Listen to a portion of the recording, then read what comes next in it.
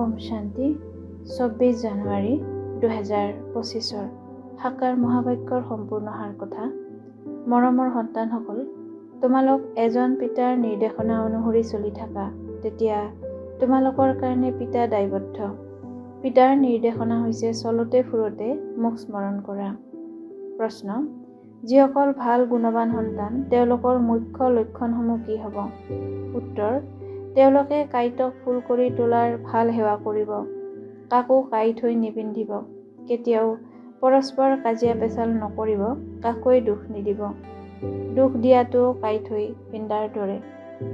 ধাৰণাৰ বাবে মুখ্য সাৰ: 1. এজন পিতাৰ স্মৃতিৰে অতি মৰমীয়াল হ'ব লাগে।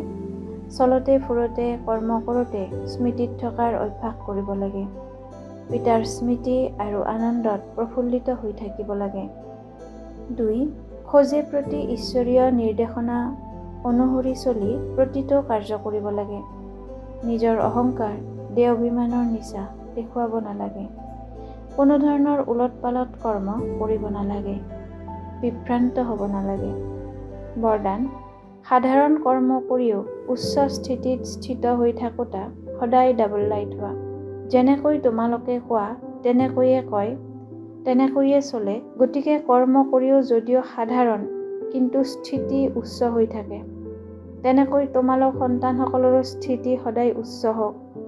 ডাবল লাইট হৈ উচ্চ স্থিতিত স্থিৰ হৈ যিকোনো সাধাৰণ কৰ্ম কৰা, সদায় যাতে এইটোৱে স্মৃতিত থাকে যে অৱতৰিত হৈ অৱতাৰ লৈ শ্ৰেষ্ঠ কৰ্ম কৰিবলৈ আহিছোঁ।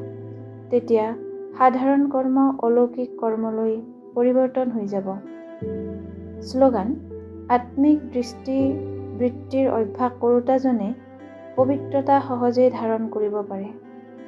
শক্তিশালী মনেৰে শক্তিৰ প্ৰকম্পন দিয়াৰ সেৱা কৰিবলৈ আজিৰ অব্যক্ত সংকেত। যিমানেই নিজক মনৰ সেৱাত ব্যস্ত কৰি ৰাখিবা, সিমানেই সহজে মায়াজিত হৈ যাবা।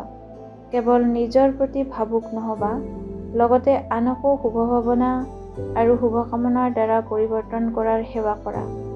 ভাৱনা আৰু জ্ঞান, স্নেহ আৰু যোগ দুয়োটাৰে যাতে সন্তুলন থাকে। কল্যাণকাৰীতো হৈছা, এতিয়া বেহদ বিশ্বৰ কল্যাণকাৰী হোৱা। ওম শান্তি।